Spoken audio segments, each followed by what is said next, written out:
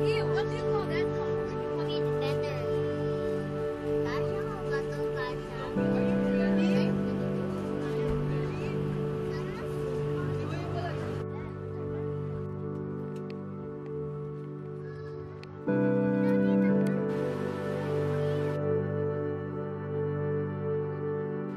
Hello, kamusta na?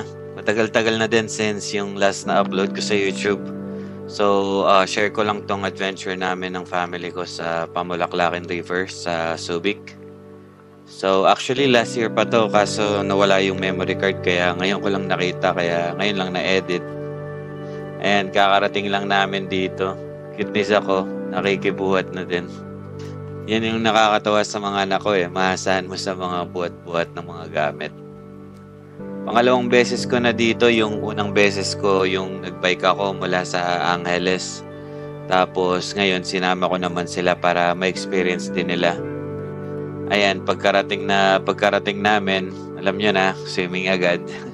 Mahilig mag-swimming mga to And ilang years na din ako nag-i-edit ng mga videos. Yung mga nakasubscribe sa akin, alam nila na hindi talaga ako nagsasalita or nagvo-voice over sa mga video ko.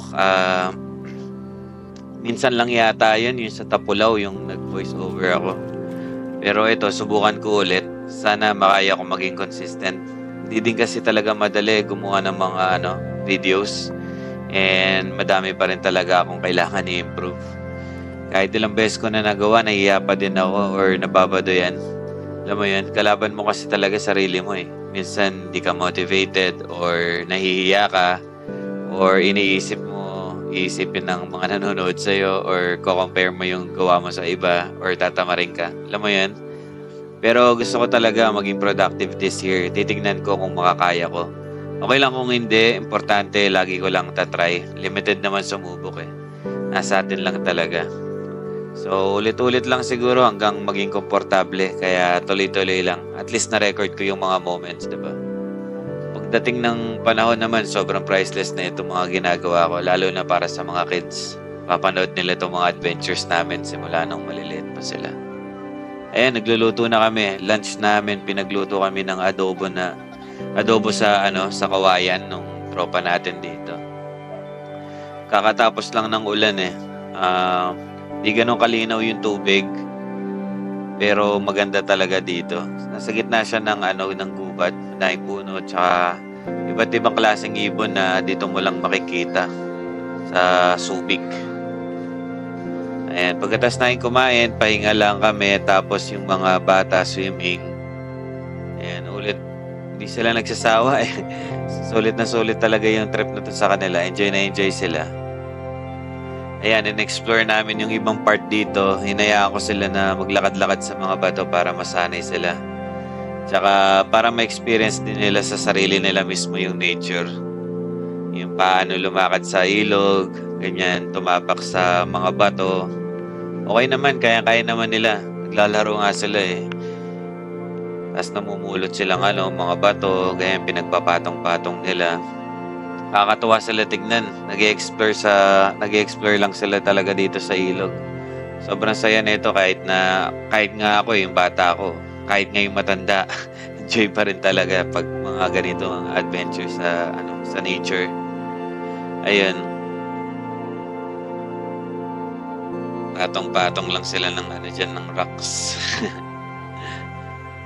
And tapos after nito, alam niyo na, swimming lang sila ulit bago kami umalis. Ayan Enjoy na enjoy sa floating yung ginagawa nila Zil dito Tinuturuan niya naman si Zach kasi daw marunong na daw siya mag-floating. Ayan huli kayo naghihilod kayo Ayan lang. So, after nito, bago kami umuwi, dumaan lang kami sa may QB. Ayan, sa may QB na yan. Ayan, nagpipicture sila sa mga bulaklak. Tapos, kaya kami dumaan dito dahil dyan, yan, mga paniki, mga flying fox, yung malalaking paniki. Gusto namin kasing makita to. Dinaanan nga lang namin, hindi namin napansin na yun na pala yung mga paniki. Para kasing mga bunga lang. Hindi mo talaga mapapansin. Sobrang dami nila sa puno. Akala ko mga bunga lang or ito yung dahon, ganun. Tapos yun na pala yun. So, ayun. Tinignan lang namin.